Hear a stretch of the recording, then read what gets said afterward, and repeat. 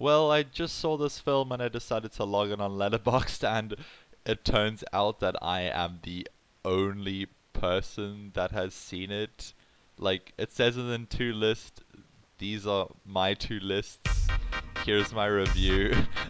I am genuinely the only person that has seen this movie on Letterboxd.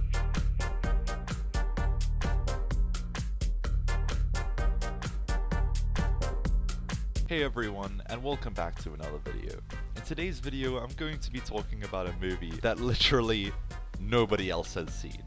The movie is called The Lost Victims, and if I pull it up on Letterboxd, well, it's empty.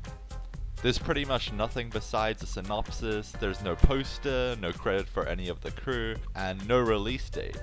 This one over here indicates that I am the only person that has watched this movie. It's kinda like this movie doesn't even exist. Well, I mean, it does, obviously. On IMDb, the film has like 20 votes, and the trailer has a few thousand views. The main source of information I could find of this film was from the Google homepage. And you're probably wondering at this point how I managed to see this almost transparent film. Well, in my hometown, Cape Town, I know, super original, there's this little independent cinema called The Labia that plays all sorts of films, and their big thing is that they play a load of indie films, especially ones that are locally made. And I live in South Africa, where the local films range from pretty great to soggy dog shit. And this one places itself more on the dog shit side of the spectrum. The movie is about some slightly racist old dude that has to track down some highly racist old dudes who were a part of his squad back in apartheid. If you don't know what apartheid is, I'm not going to explain it because it has been shoved down my throat almost every year of my life during history lessons. Just like Google it or something.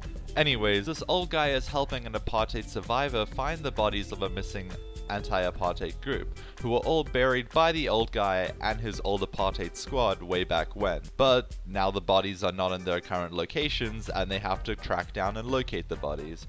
If that sounded confusing, I'm really sorry. It's probably a combination of my bad explaining, but it's also because the story to this film was extremely messy and all over the place, and even trying to describe it with spoilers would still be so convoluting. If you're wondering why I didn't use people's names, it's because I have already forgot them.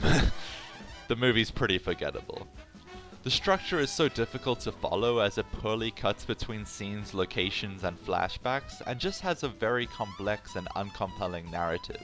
There were so many plot points that barely made any sense, and even some pretty big details that just fail to keep consistency. Like, for the first half of the movie, the old guy needed a walking stick to travel, but then at one point he begins a hike without his walking stick, the thing he needs to walk, and continues to hike through a fucking cave without his walking stick. And it just disappears from that point, like it is never seen in the film beyond that point, despite the film already establishing that he needs his walking stick to walk properly. Along with the poor story, the technical aspects didn't aid the film's presentation at all. The editing was awfully jarring and reminded me of fucking Bohemian Rhapsody on the amount of cuts that bombarded the screen. It was a shame because the film wasn't shot badly at all, but the editing just ruined the cinematography. There were some shots literally being less than a second and popped onto the screen super swiftly and felt so out of place. And these were paired with shots that lingered on for way too long. There were sequences where it was so obvious that they shot at different points in the day. Like in one scene they shot during the rain, and literally in the next shot the rain has just stopped, although rarely any time had passed. And that's not the only issue I had with the rain in this movie, because there was a downfall. In one scene in the beginning of the film, they literally added a digital rain effect, and that was the funniest thing ever, because you just saw repeated rain in the background with constant intervals, and the characters that stood in the rain were not getting wet, and didn't even have rain splatters coming off their bodies, indicating that they were in the rain. Honestly, all the visual effects and sound cues in this movie were really bad. There were sequences of gunfire where you could easily tell they were using cheesy green screen bullet fire effects with sound effects that failed to to sync the shots of the bullet. The gunfire in this movie also seemed to fail to interact with the environment around them. Like, there was this one chase sequence where a car was clearly getting shot at, but there was no audio indication that the bullets were actually hitting the car, even though they were point blank from the fucking car. And I know I'm being very critical, but I would have no problem with all this mess if the film didn't take itself so seriously. But the film is so clearly trying to act serious in what it's trying to express, and doesn't do a good job at trying to convey a genuine message. The general message the film is obviously trying to convey is racism, bad. Friendship, good. But the film poorly succeeds at this.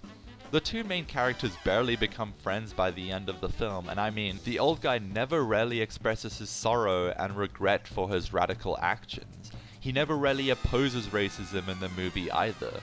People are just being racist around him, and he's like, yeah, that's chilled, even though he claims to have changed. Wouldn't it be more powerful for the character to call one of his ex-squad members out for being a racist fuck, as well as trying to deal with the challenge of them already opposing his ideals of revealing the location of the bodies? There was so much potential to make a captivating story with a genuinely profound message, but the film fails in pretty much all of its department. But hey, was the acting good? If there's one thing I've learned from watching local South African films, is that South Africans just fail so badly at providing a convincing performance. I've said this in my Morphe video, and I'll say it again. I know I will most likely get hate from this again, but in my personal experiences, many South Africans just fail to create a compelling sense of emotion. I'm sorry, but that's just how I feel. And that reflects on many of the local South African films I've watched. The performances in this movie just feel so bland and lifeless and rarely aid to the drag that is this film. I might be one of the very minimal people that have watched this movie, but it certainly wasn't anything worth it. And I'm giving this one I don't know, a 3 out of 10. It's closer to a 2 than a 4. Well, I still feel pretty prestigious that I was the first person to ever see this film on Letterboxd. But you know what makes me feel more prestigious? The fact that we hit 100 subscribers! Woohoo! I want to thank all of you so much for this goal. It genuinely means so much to me. Thank you to all the people that have been here since the beginning, and thank you to all the new viewers to the channel. I'll try my best to upload more next year, but that isn't a promise. But yeah. Thank you all truly, and I hope to see you all at 1,000 a little bit later. Happy late holidays, happy early New Year's, and happy 2021. See you all next year.